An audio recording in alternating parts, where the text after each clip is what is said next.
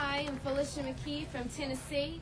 I got pregnant at 17 and went from becoming an honor student to becoming suicidal. When I first saw my pregnancy test results, I smiled. My first response was happiness. I remember going to the store and opening a cooler for milk. I was thinking I needed to take care of myself and my baby. I will never forget that moment. And I would give anything if I could just go back to that one moment in time when all I was thinking about was the well-being of myself and my baby. I was just too ashamed to tell anyone that I had gotten pregnant. I didn't want anyone to know I had been having sex.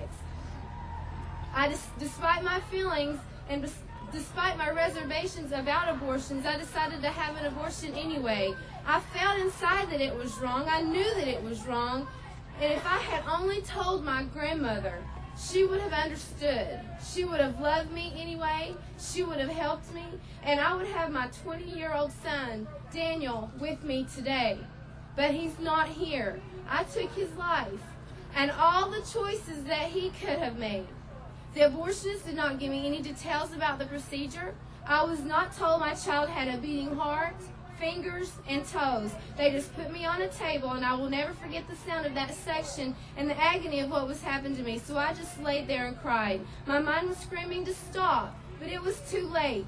I knew as soon as it was over what I had done. That was the single most worst moment in my entire life.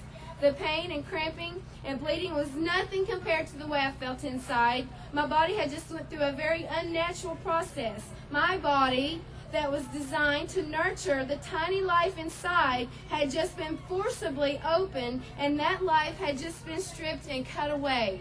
Once home, I couldn't sleep or eat for days. The first time I went out, I saw a woman pushing a stroller, and I was physically sick.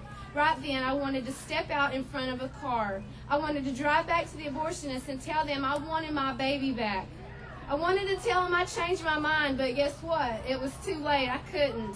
They did what I paid them to do. I paid to destroy 2 lives, my babies and mine too. I was left on this earth to deal with what I had done alone.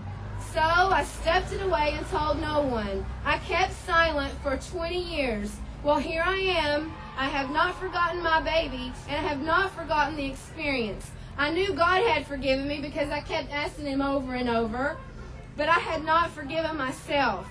I've now accepted His forgiveness, and I have been delivered from my pain, guilt, and my shame. It also helps to know that I will see Daniel in heaven again.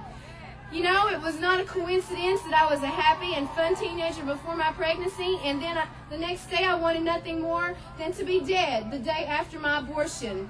The choice I made was devastating, but I want those thinking about abortion to know there is help, love, and life, not just for our babies, but for ourselves. And we have got to stick together, no matter what our backgrounds or life experiences. That's going to make what we're doing successful. And a message to those who told me just to get over it, well, I did, and I'm still no more.